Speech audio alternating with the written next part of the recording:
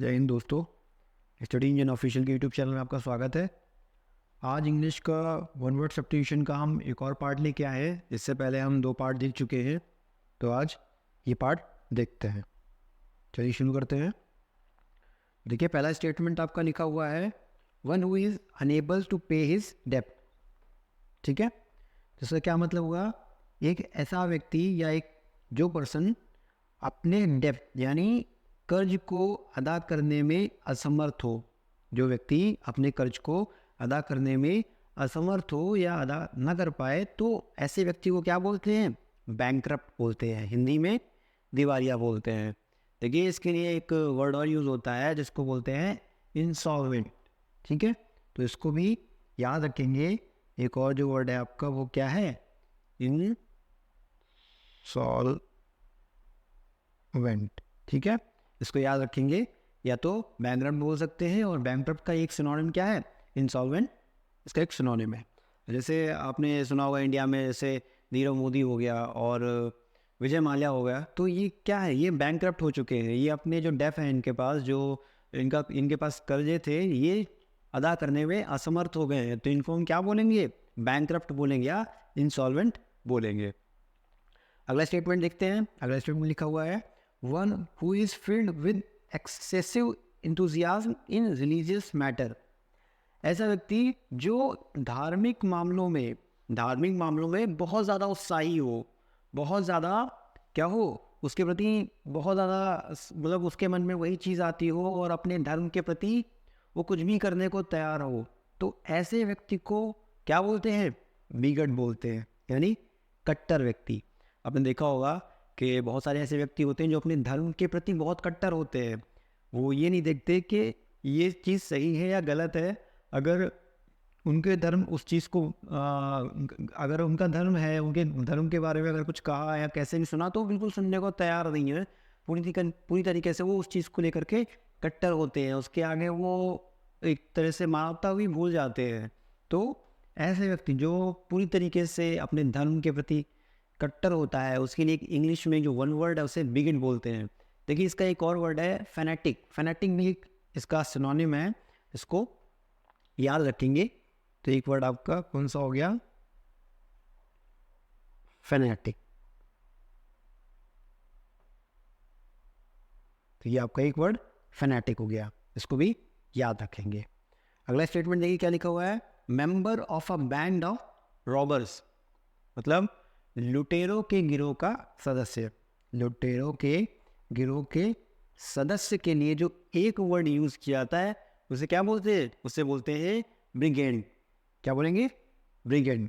जैसे रॉबर्ट्स हो गया, उसमें से अगर जो उसका एक आदमी होगा उसके लिए एक वर्ड यूज किया जाएगा ब्रिगेड, जिसके लिए बोलेंगे डाकू या लुटेरा। आगे देखते हैं। अगला स्टेटमेंट लिखा हुआ है, part of a church in which bells are hung. इसका बोलेंगे जो चर्च का एक हिस्सा जिसमें घंटियाँ या जो वहाँ पे टाइम टेबल बताने वाली जो घंटियाँ होती हैं वो लटकी होती हैं, उसके लिए क्या यूज़ किया जाएगा? तो part of a church in which bells are hung, तो उसके लिए एक वर्ड जो यूज़ किया जाएगा उसके लिए बोलेंगे बेल्फ्री। क्या बोलेंगे? बेल्फ्री या घंटा घर। उसके लिए वर्ड क्या बोला जाएगा? घंटा घर भी बोलेंगे, या एक वर्ड जो है बेल्फ्री। अगला स्टेटमेंट देखते हैं। लिखा हुआ है, place where cows are shelter. एक ऐसा स्थान जहाँ गायों का आश्रय हो। जहाँ पे क्या होते हैं? गायों का आश्रय होता है। उसके लिए जो एक वर्ड यूज़ किया जाता है वो है बायर, गौशाला। आपने यूपी में कई सारी गौशाला देखी होंगी जहाँ पे जो गायें ऐसे ही घूमती हैं, जो जिनका कोई मालिक नहीं होता, तो उनको क्या होता है? उनको एक जगह रख दिया जाता है। यूपी में ऐसा ही हो रहा है, तो उस पर्टिकुलर जगह को गौशाला बोलते हैं। या एक बहुत बड़ा कोई अगर पशुपालक होता है, तो अगर उसके यहाँ बहुत सारी गायें हैं तो उन्होंने क्या कर रखा हो, अपना बेड़ा बना रखे होते हैं, तो वहाँ पे जाकर अपनी गाय को रखते हैं, तो वो गौशाला कहती है। तो उसके लिए इंग्लिश में जो एक वर्ड बोला जाता है वो क्या है? बायर। इसको याद रखेंगे। अगला स्टेटमेंट क्या है? अगला स्टेटमेंट देखिए, poem narrating a popular story. Popular story मतलब एक लोकप्रिय कहानी। तो एक लोकप्रिय कहानी को सुनाने वाली एक कविता। आपने देखिए सुना होगा, गाँव में सुना होगा कि अगर कोई जो कहानी होती है उसको गीतों में गाया जाता है, ठीक है? तो ऐसे जो कहानियाँ होती हैं जिसको गीतों में गा करके सुनाया जाए, कविता के फॉर्म में सुनाई जाए उस चीज़ को, तो उसको बोलेंगे बैलेड। क्या बोलेंगे? बैलेड या गाथा गीत। तो इसको याद रखेंगे, एग्जाम पॉइंट ऑफ व्यू से इम्पॉर्टेंट है। अगला देखेंगे, देखिए अगला स्टेटमेंट लिखा हुआ है, the state of having two wife और हस्बैंड एट अ टाइम। मतलब एक ऐसी अवस्था जिसमें एक ही समय में दो वाइफ रखी हो या दो हस्बैंड रखे हो, तो ऐसी स्थिति को क्या बोलते हैं? बिगमी। क्या बोलते हैं? बिगमी, यानी द्विविवाह। मतलब क्या कि जैसे एक कोई आदमी है, अगर उसने दो शादियां कर रखी हैं, मतलब उसकी अगर दो वाइफ हैं, तो ऐसी कंडीशन को क्या बोलेंगे? बिगमी बोलेंगे। या अगर एक वाइफ है, उसके दो हस्बैंड हैं, तो भी उसे क्या बोलेंगे? बिगमी बोलेंगे। तो उसको याद रखिएगा। अगला स्टेटमेंट देखिए लिखा हुआ है, life history of a person written by another. देखिए इससे पिछले वाले वीडियो में मैंने आपको बताया था, उसमें आया था autobiography, the life history of a person written by himself. मतलब एक व्यक्ति की आत्मकथा जो कि स्वयं द्वारा लिखी हो, स्वयं उस व्यक्ति ने लिखी हो, तो वो ऑटोबायोग्राफी होती है। लेकिन यहाँ पे क्या है कि किसी व्यक्ति का जीवन वृतांत, किसी व्यक्ति का जीवन परिचय या उसकी जीवनी किसी अनदर पर्सन द्वारा लिखी जाए, तो उसको बोलेंगे क्या? बायोग्राफी। हिंदी में तो आत्मकथा ही बोलते हैं। तो ये याद रखेंगे, एक ऑटोबायोग्राफी जो जीवन परिचय खुद के द्वारा लिखा गया हो, और बायोग्राफी क्या होगा कि किसी दूसरे व्यक्ति का जीवन परिचय किसी दूसरे व्यक्ति ने लिखा हो, उसे बायोग्राफी बोलेंगे। ठीक है, अगला देखते हैं क्या लिखा हुआ है, one who does not follow the usual rules of social life. इसका क्या मतलब हुआ? एक ऐसा व्यक्ति जो सामाजिक जीवन के परे, जो सामाजिक जीवन में जो सामान्य नियम होते हैं उनको फॉलो नहीं करता है। मतलब जो नॉर्मल जो लाइफ होती है, जो सामाजिक लाइफ होती है, जो हमारे समाज में तौर तरीके, नियम कानून है, उसके विरुद्ध अगर वो चलता है, तो ऐसे व्यक्ति को क्या बोला जाएगा? ऐसे व्यक्ति को बोला जाएगा बोहीमियन। क्या बोलेंगे? बोहीमियन या रूढ़िवादी। मतलब एक कह सकते हैं अनकन्वेंशनल स्टाइल ऑफ लिविंग। मतलब जो उस समाज में चल रहा होता है उससे हट कर के वो अगर काम करे, देखिए हट कर के काम करे तो हम उसे अच्छा भी बोल सकते हैं, बुरा भी बोल सकते हैं। वो उस पर्सन पर डिपेंड करता है कि वो कैसा काम कर रहा है। ठीक है, वो फिर उस पर्सन टू पर्सन वेरी करेगा। तो हम ये नहीं कह सकते कि वो ख़राब है, और ये नहीं कह सकते वो बहुत अच्छा है। ठीक है, तो इस चीज़ को याद रखेंगे कि अगर जो समाज के नियम कानून है उसको नहीं मानता और अपने जैसा काम करता है, या अपने जैसा अपना सोचता है, अपनी अलग थिंकिंग रखता है, और एक कोई कह सकते हैं कि एक जीने की परंपरागत शैली अगर उसके पास है, तो उसे बोहीमियन कहेंगे, या हिंदी में रूढ़िवादी कहेंगे। आगे देखते हैं, अगला स्टेटमेंट लिखा हुआ है, people who speak to languages. व्यक्ति जो दो लैंग्वेज जानता हो उसे क्या बोलेंगे? दो भाषाएं जानता नहीं हो, बोलता हो। People who speak to languages, एक ऐसा व्यक्ति जो दो भाषाएं बोलता हो उसको क्या बोलेंगे?